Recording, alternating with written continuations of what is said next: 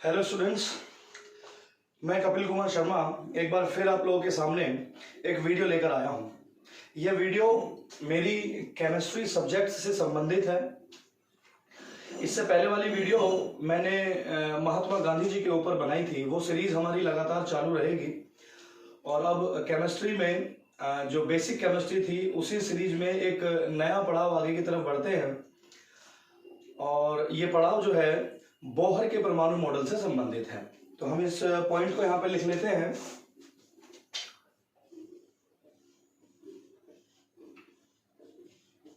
Bohr's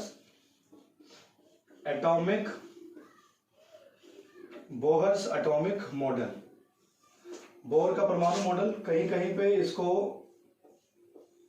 bore बोला जाता है और कहीं कहीं पे इसको बोहर भी लिखा जाता है। तो परमाणु से संबंधित बातें जो हम कर रहे थे, परमाणु मॉडल से संबंधित कुछ बातें कर रहे थे, जिसमें डाल्टन ने भी अपना सहयोग दिया, थॉमसन ने भी दिया था। परमाणु का जो प्रथम मॉडल था वो किसने प्रस्तुत किया था? थॉमसन नामक वैज्ञानिक ने प्रस्तुत किया था। इसी तरीके से इसी कड़ी में रदरफोर्ड ने अपना एक मॉडल दिया परमाणु नाभिक से संबंधित। प्लांक का भी एक क्वांटम सिद्धांत आया था जो ऊर्जा की विकिरण की ऊर्जा से संबंधित था। और इसी कड़ी में अब हम आगे की तरफ बढ़ते हैं, जिसका नाम है बोहर एटॉमिक मॉडल। तो बोहर एटॉमिक मॉडल जो होता है, बोहर नामक वैज्ञानिक ने 1913 ईस्वी में, बोहर नामक साइंटिस्ट ने 1913 ईस्वी में, इनका जो पूरा नाम था हम यहां लिख सकते हैं, नील्स बोहर। पूरा नाम लिख सकते हैं इनका, नील्स बोहर। तो 1913 ईस्वी में इन्होंने अपना एक मॉडल प्रस्तुत किया था जो परमाणु मॉडल्स के नाम से जाना गया, बोहर का परमाणु मॉडल। ये जो परमाणु मॉडल था, ये रदरफोर्ड का जो नाभिकीय मॉडल था उसका कुछ संशोधित रूप था। उसी मॉडल में कुछ परिवर्तन भी किए गए थे। तो ऐसा माना जाता है कि जब बोहर ने अपना परमाणु मॉडल दिया तो वो मॉडल रदरफोर्ड के परमाणु नाभिकीय मॉडल का एक संशोधित रूप था। बोहर का परमाणु मॉडल प्लांक के क्वांटम सिद्धांत के आधार पर भी निर्भर करता है। परमाणु मॉडल जो बोहर ने दिया था, बोहर का जो परमाणु मॉडल था, वो हमें बताता है कि परमाणु का स्थायित्व क्या है, परमाणु का स्थायित्व होता क्या है। बोहर के परमाणु मॉडल के द्वारा हम हाइड्रोजन स्पेक्ट्रम की स्थिति जो होती है उसको भी ज्ञात कर सकते हैं। तो बोहर नामक वैज्ञानिक ने परमाणु मॉडल से संबंधित अपना जो मॉडल प्रस्तुत किया, अपनी जो व्याख्या प्रस्तुत की, वो व्याख्या क्या बताती है, उसकी मुख्य बिंदु क्या है, उन बिंदुओं को हम पॉइंट वाइज एक एक करके समझने की कोशिश करेंगे। उम्मीद करता हूं कि मेरे द्वारा बताए गए जितने भी पॉइंट हैं वो सब आपको समझ में आ जाएंगे। तो पहला पॉइंट जो है, इन्होंने बताया कि परमाणु में इलेक्ट्रॉन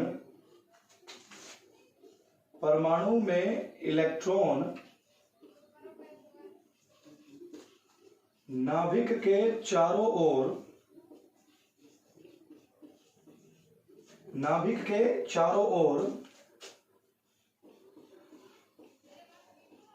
या तो गोल कक्षाएं या इसको हम लोग वृत्तीय कक्षाएं भी बोल देते हैं, कि परमाणु में नाभिक के चारों ओर गोल या वृत्तीय कक्षाओं में,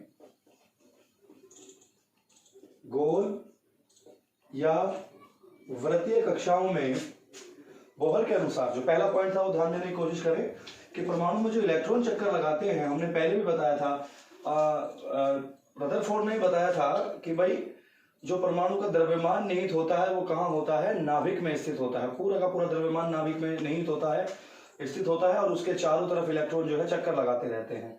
तो बोहर ने बताया था कि इलेक्ट्रॉन जो चक्कर लगाते हैं वो लगाते हैं कि परमाणु में इलेक्ट्रॉन नाभिक के चारों ओर एक गोल या वृत्ताकार कक्षाओं में यहां पॉइंट लिख सकते हैं, चक्कर लगाते हैं। ये फर्स्ट पॉइंट जो है बहुत इंपॉर्टेंट है। अच्छा, ये जो कक्षाएं हैं इन्हें हम लोग, या तो आप इन्हें कक्षा ही बोल दीजिए, इन्हें जैसे ऑर्बिट बोलते हैं, आप समझ सकते हैं, इन्हें ऑर्बिट भी कह सकते हैं। इनका एक नाम और है, वो नाम है ऊर्जा स्तर, एनर्जी लेवल भी कह सकते हैं। तो आप इस पॉइंट को नोट करिए जल्दी से।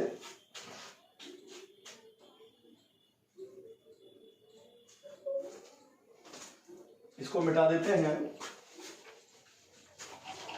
अगर कोई स्टूडेंट ना लिख पाए तो वो वीडियो को रोक सकता है आसानी से। दूसरा पॉइंट लिख सकते हैं,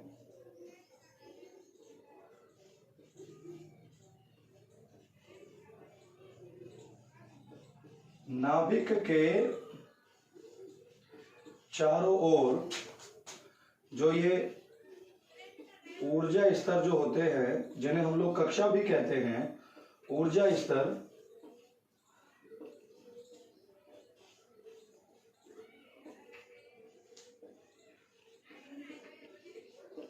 केंद्रीय रूप में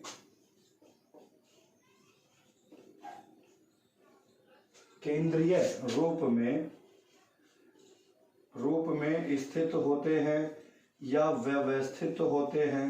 ऐसा मान लेते हैं कि बीच में केंद्र है और उसके चारों तरफ क्या है, गोल कक्षाएं हैं। तो इसको बात को समझने की कोशिश करेंगे आप कि नाभिक के चारों ओर जो ऊर्जा स्तर है, इस ऊर्जा स्तर को हम लोग यहाँ पे इंग्लिश में क्या बोल देते हैं, एनर्जी लेवल बोल देते हैं। और हिंदी में तो आप जानते ही हैं इसका दूसरा नाम क्या हो सकता है, कक्षाएं हैं। तो इसको नोट करिएगा सब बच्चे। आप इसको मिटा देते हैं।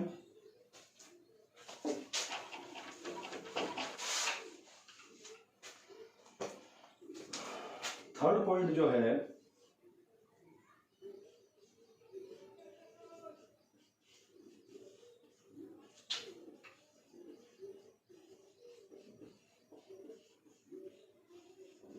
नाभिक के चारों ओर जो कक्षाएं हैं, जो मैंने अभी अभी आपको बताया कि बहुत सारे ऊर्जा स्तर हैं और चारों ओर जो कक्षाएं हैं, कक्षा को 1, 2, 3, 4 या और भी आगे सो ऑन कह सकते हैं उनको, या इन्हें हम लोग K, L, M, N से क्या करते हैं, प्रदर्शित करते हैं या इन्हें दर्शाते हैं। इस पॉइंट को आप लोग नोट कर सकते हैं। जैसे ये बीच में नाभिक मान के चलें और इसके चारों तरफ अगर हम ऐसा माने कि भाई कुछ गोल कक्षाएं हैं, इन गोल कक्षाओं को कुछ इस तरीके से लेके चलते हैं, तो नाभिक के चारों तरफ जो पहली कक्षा होगी उसे 1, उससे अगली को 2, इससे अगली को 3 और इससे अगली को 4, मतलब इस तरीके से हम कक्षाओं को नंबर दे सकते हैं। और या फिर हम इन्हें K, L, M या N जैसे शब्दों से भी प्रदर्शित करते हैं। ये बोहर के परमाणु मॉडल के हिसाब से मैं बात कर रहा हूं आप लोगों से। तो नाभिक के चारों ओर जो कक्षाएं हैं, बोहर के अनुसार उन कक्षाओं को हम लोग 1, 2, 3, 4 नंबर देते हैं या एक विशेष शब्द के द्वारा K, L, M, N द्वारा उन्हें प्रदर्शित करते हैं। इस पॉइंट को नोट कर सकते हैं आप लोग सब।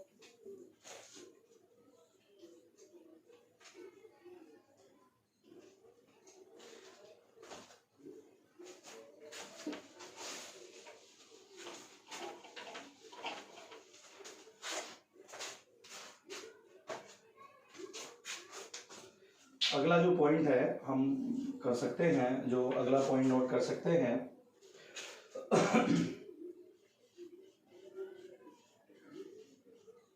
जो इलेक्ट्रॉन चक्कर लगाते हैं नाभिक के चारों ओर, तो यहां लिख सकते हैं कि प्रत्येक इलेक्ट्रॉन की गति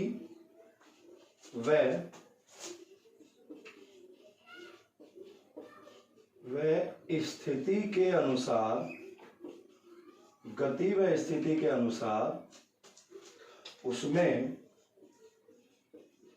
किसमें, इलेक्ट्रॉन में, उसमें उसमें ऊर्जा की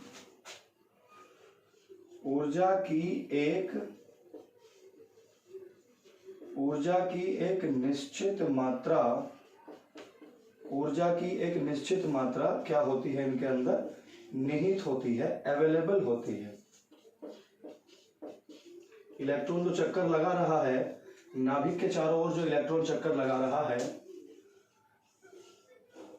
नाभिक के चारों ओर जो इलेक्ट्रॉन इन कक्षाओं में चक्कर लगा रहा है, उस इलेक्ट्रॉन की स्थिति, मतलब वो कौन सी कक्षा में है, पहली कक्षा में है, दूसरी में है या तीसरी कक्षा में है, स्थिति और गति के अनुसार कि इलेक्ट्रॉन कितनी तेज गति से घूम रहा है, उसके हिसाब से उस इलेक्ट्रॉन में ऊर्जा की एक निश्चित मात्रा क्या होती है, निहित होती है।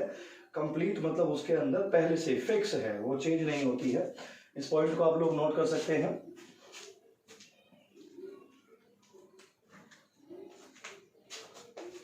हमारा जो अगला पॉइंट है, अगले पॉइंट को हम कुछ इस तरीके से लिख सकते हैं कि पांचवा पॉइंट है कि किसी कक्षा में, यदि किसी कक्षा में कुछ इलेक्ट्रॉन घूम रहे हैं, तो किसी कक्षा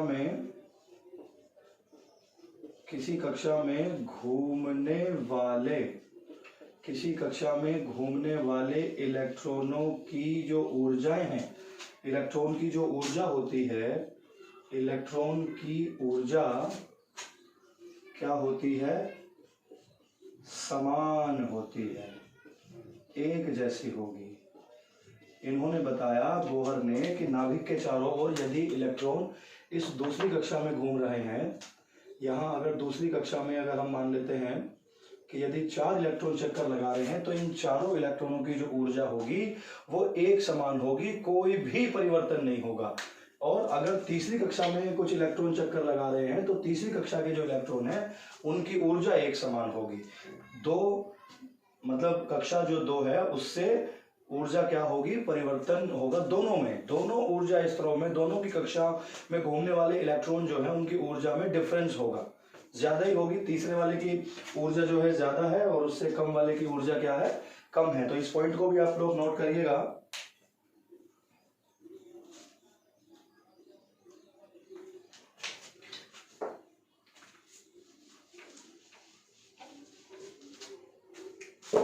अगला जो पॉइंट है वो है, हम इस समय छठा पॉइंट पढ़ेंगे कि इलेक्ट्रॉन केवल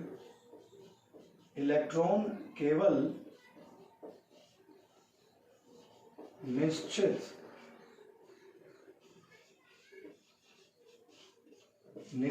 ऊर्जा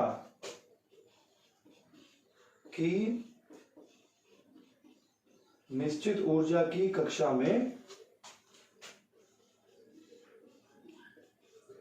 घूमते हैं, निश्चित ऊर्जा की कक्षा में घूमते हैं। अर्थात इस पॉइंट को थोड़ा सा और आगे लेके चलते हैं। अर्थात इलेक्ट्रॉन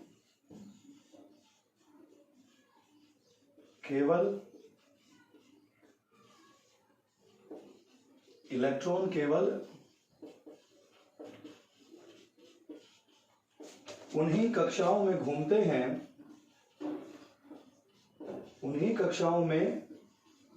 हैं, जिसमें उसका जो कोणीय संवेग है वो क्या होता है, h/2π होता है। इसका पूर्ण गुणज होता है, उसके बारे में बात कर रहे हैं कि इलेक्ट्रॉन केवल निश्चित ऊर्जा की कक्षाओं में ही चक्कर लगाते हैं, ऐसी कक्षाएं, ऐसे ऑर्बिट जिसका एनर्जी लेवल जो है फिक्स होता है। अर्थात उसे आगे हम कैसे और डिफाइन कर रहे हैं कि इलेक्ट्रॉन केवल उन्हीं कक्षाओं में चक्कर लगाते हैं जिसमें उनका जो कोणीय संवेग है वो क्या होता है, h/4π होता है। इसे एक बार नोट कर लीजिए। तो यहां यदि हम इलेक्ट्रॉन की बात करें तो यहां अगर लिखें कि यदि इलेक्ट्रॉन का जो द्रव्यमान है, द्रव्यमान कितना मान लेते हैं, m मान लेते हैं। इलेक्ट्रॉन का जो मास है, लिख लेते हैं, इलेक्ट्रॉन का जो मास है वो मान लेते हैं m, और इलेक्ट्रॉन का जो वेग है, जो वेलोसिटी है, जो वेग है वो कितना मान लेते हैं हम लोग, v। और इलेक्ट्रॉन मान लीजिए दूसरी कक्षा में चक्कर काट रहा है, तो यहां से लेके यहां तक की दूरी, या इसको त्रिज्या भी कह देते हैं।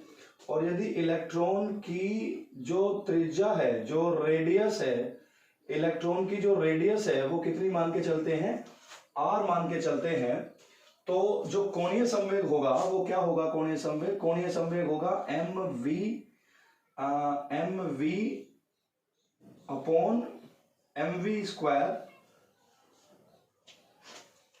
यदि उसका जो मास है वो कितना है, m है, वेलोसिटी कितनी है उसकी, v है, और रेडियस कितना है उसका, रेडियस उसका कितना है, r है, तो इसको कर सकते हैं हम mvr बराबर कोणीय संवेग। और कोणीय संवेग हमारा पहले से क्या था, h अपॉन, इसको लिख सकते हैं हम लोग 2 पाई लिख सकते हैं। और यदि इलेक्ट्रॉन दूसरी कक्षा में चक्कर काट रहा है तो हम यहाँ पे इसको यहाँ पे लिख देंगे n मतलब क्या होता है, कौन सी कक्षा में वो चक्कर लगा रहा है, इलेक्ट्रॉन कौन सी कक्षा में घूम रहा है। तो यहाँ लिख सकते हैं n बराबर नंबर ऑफ ऑर्बिट या number of shell, number of orbit या नंबर ऑफ शेल। तो इसको आप लोग नोट करिएगा जल्दी से।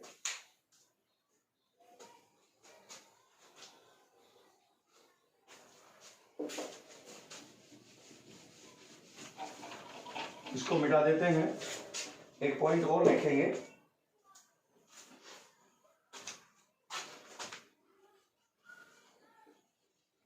ये जो इलेक्ट्रॉन होता है और जो नाभिक होता है, इलेक्ट्रॉन और नाभिक के बीच, इलेक्ट्रॉन और नाभिक के बीच एक प्रकार का आकर्षण बल होता है, ये तो आप लोग जानते ही हैं।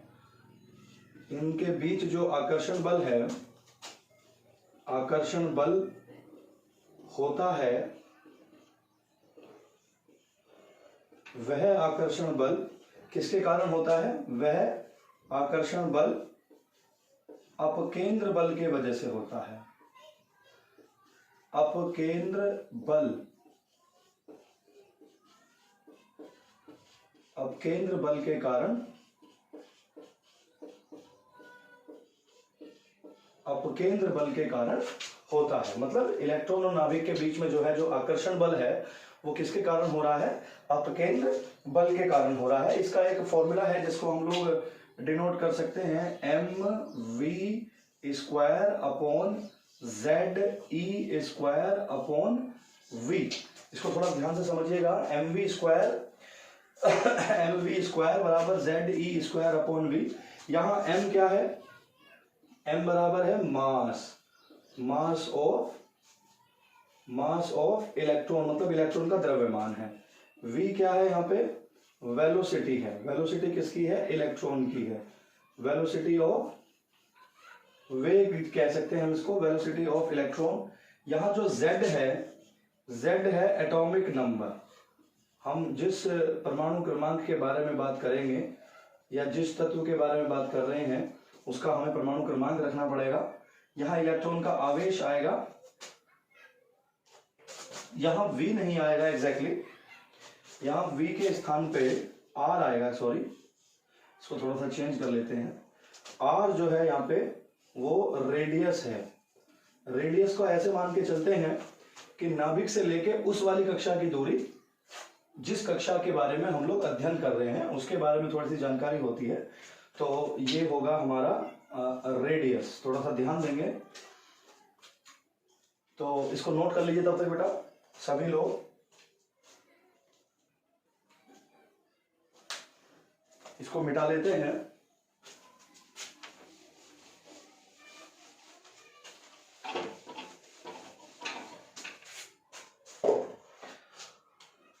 अगला जो पॉइंट है वो है जो हमारे इलेक्ट्रॉन होते हैं वो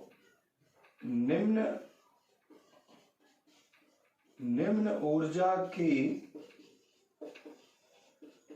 निम्न ऊर्जा की कक्षा में चक्कर लगाते हैं, या शॉर्टकट में लिख लेते हैं घूमते हैं। इलेक्ट्रॉन जो है वो निम्न ऊर्जा, निम्न मतलब यहाँ पे हम लोग ऐसी ऊर्जा जिसे हम लोग कम ऊर्जा कह सकते हैं, कि इलेक्ट्रॉन जो है निम्न ऊर्जा की कक्षा में घूमते हैं। तो इस अवस्था को हम लोग क्या कहते हैं? इस अवस्था को हम लोग इंग्लिश में यहाँ लिख सकते हैं, इसे हम लोग क्या कहते हैं? ग्राउंड स्टेट कहते हैं। इसे हम लोग क्या कहते हैं? ग्राउंड स्टेट कहते हैं। इसको नोट कर सकते हैं आप सब लोग, ग्राउंड स्टेट कहते हैं। इसकी अगर हिंदी की बात की जाए तो हम इसे क्या कहते हैं? मूल अवस्था कहते हैं। मूल अवस्था मतलब इलेक्ट्रॉन जिस कक्षा में चक्कर लगा रहा है उसे हम लोग वहां पे निम्न ऊर्जा स्तर की कक्षा में घूम रहे हैं, उसे या तो ग्राउंड स्टेट कहेंगे या फिर उसे क्या कहेंगे? मूल अवस्था कहेंगे। इसको नोट कर सकते हैं आप लोग।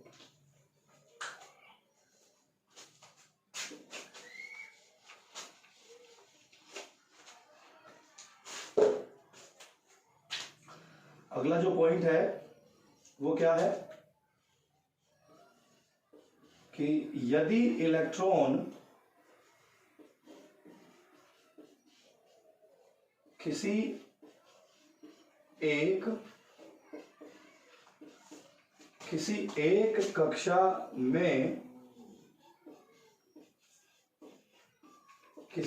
कक्षा में चक्कर लगा रहा है, ऐसा मान के चलते हैं कि नाभिक के चारों ओर दूसरी कक्षा में एक इलेक्ट्रॉन लगातार चक्कर लगा रहा है, बहुत देर से चक्कर लगा रहा है, तो उसका क्या अर्थ है कि यदि इलेक्ट्रॉन किसी एक कक्षा में चक्कर लगा रहा है तो उसका क्या मतलब होगा? चक्कर लगा रहा है तो इलेक्ट्रॉन ना तो ऊर्जा के बारे में बात कर रहे हैं, तो ना तो ऊर्जा का अवशोषण कर रहा है, ना तो ऊर्जा को अपने अंदर अवशोषित कर रहा है मतलब खींच रहा है, ना तो ऊर्जा का अवशोषण और ना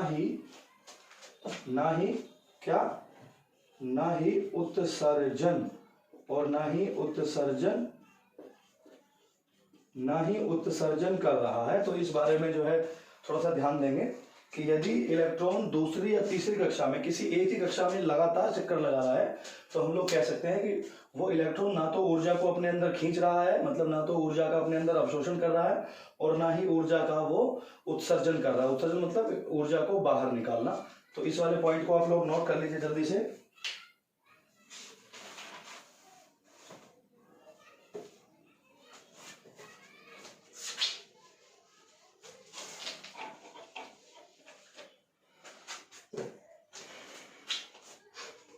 अगला जो पॉइंट है वो छोटा सा ही है कि इलेक्ट्रॉन की जो ऊर्जा होती है वो क्वांटित होती है।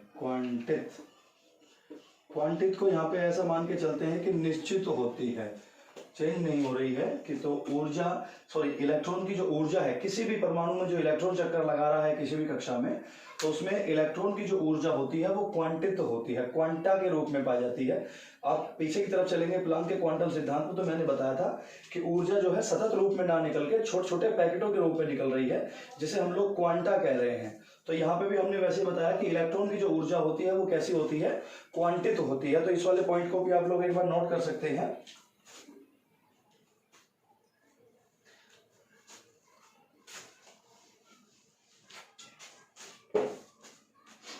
यहाँ अगला जो पॉइंट है वो हम पॉइंट को कैसे कह सकते हैं कि यदि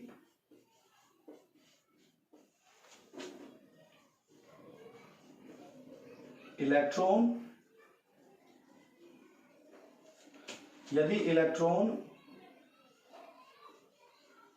एक कक्षा से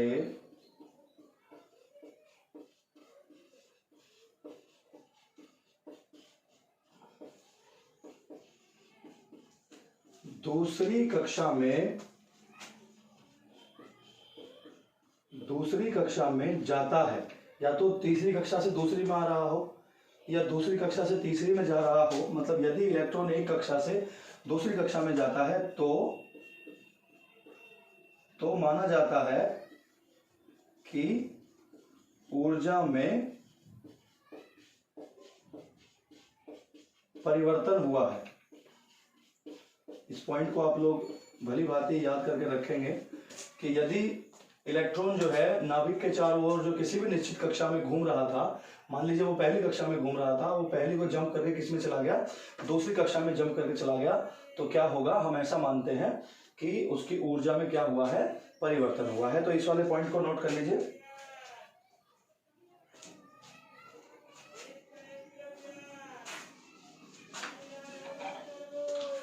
अब यहां जो अगला पॉइंट है वो क्या समझा रहा है आप लोगों को कि ऐसा मान के चलते हैं कि दो कक्षाएं हैं। एक तो कहते हैं हम लोग निम्न ऊर्जा स्तर, निम्न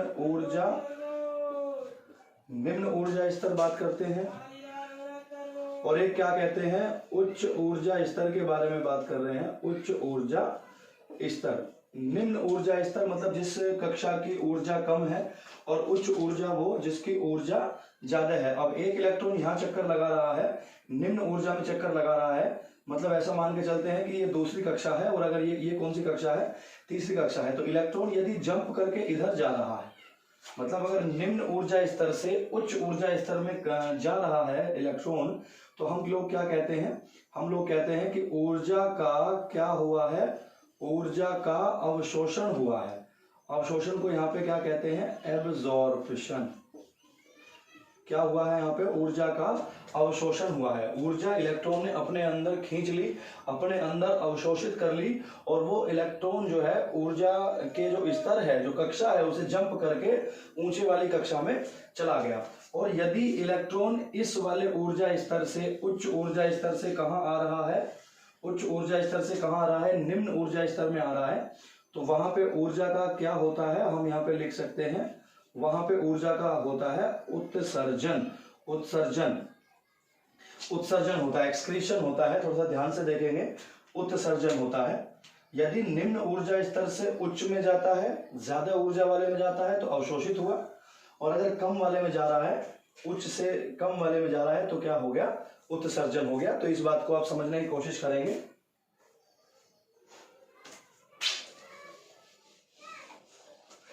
इसके परिवर्तन को हम लोग कैसे निकालने की कोशिश करते हैं, इसके परिवर्तन को निकालते हैं कि हम लोग ऊर्जा को किससे रिप्रेजेंट करते हैं, हम ऊर्जा को रिप्रेजेंट करते हैं ई से।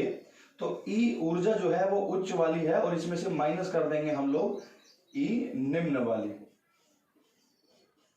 ठीक है। इसे यहां पे ऐसे भी ले सकते हैं, E2 माइनस E1 भी ले सकते हैं, लेकिन यहां अलग करके दिखाना पड़ेगा कि भाई जो E है, ये ऊर्जा जो है ये उच्च ऊर्जा स्तर वाली है, ये कौन सी है, निम्न ऊर्जा स्तर वाली है। तो बराबर क्या आएगा, वो बराबर आएगा डेल्टा E। डेल्टा E, यहां जो डेल्टा है वो किसको रिप्रेजेंट कर रहा है, डेल्टा रिप्रेजेंट कर रहा है परिवर्तन को। परिवर्तन मतलब difference between high energy level to low energy level. इसको आप समझिए। तो हम इसको और आगे कैसे कर सकते हैं कि कैपिटल E जो होता है, वो हमने कुछ दिन पहले भी बताया था, E बराबर होता है हमारा HV, या इसको हम लोग और थोड़ा सा कर लेते हैं, डेल्टा E बराबर H इंटू V की जगह पे क्या रख सकते हैं, C अपॉन, इसकी जगह पे क्या रख सकते हैं, C अपॉन लैम्डा। तो यहाँ पे थोड़ा सा और एक्सपेंड करते हैं, डेल्टा E बराबर HC अपॉन क्या कर सकते हैं, लैम्डा कर सकते हैं। ये डेल्टा E जो है ये तो हो गया आपका, इसमें लिख सकते हैं ऊर्जा में डेल्टा E जो है वो तो है ऊर्जा में परिवर्तन। C क्या है, विकिरण की ऊर्जा या विकिरण की ऊर्जा की चाल, ऐसा भी लिख सकते हैं, विकिरण की ऊर्जा बता सकते हैं। यहाँ पे H क्या है, यहाँ पे H यहाँ पे है, जैसा कि हमने बताया था कि बोहर का जो नियम है वो प्लांक के नियम पर थोड़ा सा आधारित है। तो H बराबर क्या है, यहाँ पे प्लांक नियतांक है, और लैम्डा को आप लोग जानते ही हैं, लैम्डा को हम लोग क्या कहते हैं, लैम्डा को कहते हैं तरंग दैर्ध्य। लैम्डा को क्या कहते हैं, तरंग दैर्ध्य कहते हैं। तो इतनी सारी बातें हैं बोहर के परमाणु मॉडल में। और ये जो इक्वेशन आपके सामने ये जो आई है या ये जो आई है, बोहर की आवृत्ति का नियम कहते हैं इसे, बोहर की आवृत्ति का नियम कहते हैं। तो बोहर के परमाणु मॉडल से संबंधित, केवल परमाणु मॉडल से संबंधित कि बोहर ने अपने परमाणु मॉडल में कौन कौन सी मुख्य बिंदुओं को रखा था, वो मैंने आपके साथ साझा की है। यदि आपको बोहर के परमाणु मॉडल से संबंधित कुछ और बातों को प्राप्त करना है, कुछ और बातें जाननी है, तो हमारे YouTube चैनल ग्रीनफील्ड एकेडमी पर आप मुझे कमेंट करके बता सकते हैं। मैं पूरी कोशिश करूंगा कि आपको वो बातें या वो क्वेश्चन जो है आपके जल्द से जल्द सॉल्व कर दिए जाएं। और लगातार हमारे YouTube चैनल को आप लोग सब्सक्राइब करते रहें, जिसका नाम ग्रीनफील्ड एकेडमी है। धन्यवाद।